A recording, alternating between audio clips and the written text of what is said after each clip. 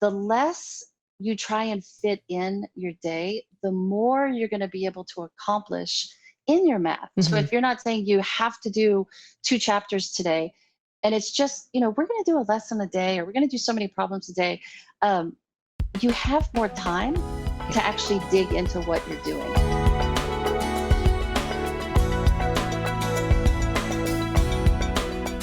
Okay, what's the next one? So we've got L is next. Yes, L stands for less is more. And it sounds like a paradox, but it's so true in the whole. And we talked about this on Monday about truly simplifying, that when you look at your day, not as what we have to get done, but what did we accomplish today? Oh, you totally feel like you nailed it at the end of each day when you look at it that way. Yeah. But also the less is more, that the less you try and fit in your day, the more you're going to be able to accomplish in your math. So Mhm. if you're not saying you have to do 2 chapters today, and it's just, we're going to do a lesson a day, or we're going to do so many problems a day, you have more time Yeah. to actually dig into what you're doing. And so, and that's why I only really focused on Bible, math, reading, and we read aloud and did a lot of that stuff, because the less I planned, Uh-huh. I really could just breathe. Yeah. You really do feel like you have more time, you have more wiggle room Yeah. to get more stuff done. And then God's more in control, Right.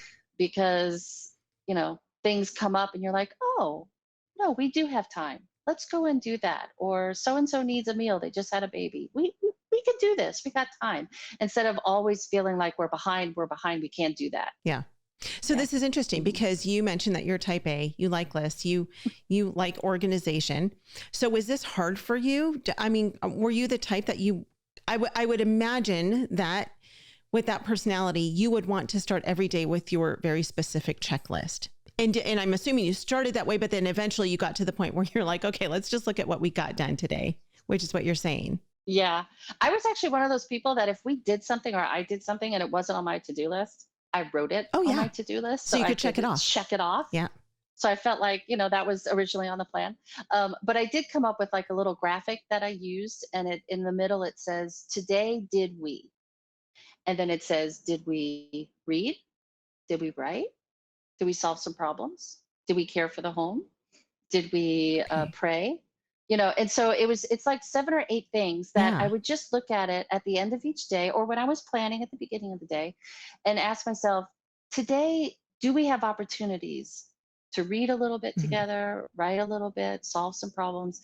And when I looked at things that way, you certainly feel like you've accomplished more, but really you have. Yeah. Because you don't need to do 60 minutes of reading every day and 60 minutes of writing every day. You really don't. Sure. Homeschool Insights is sponsored by CTC Math. If you're looking for a great online math program, visit ctcmath.com and try it for free. For more great homeschool inspiration and resources, listen to the Schoolhouse Rocked podcast every Monday, Wednesday, and Thursday.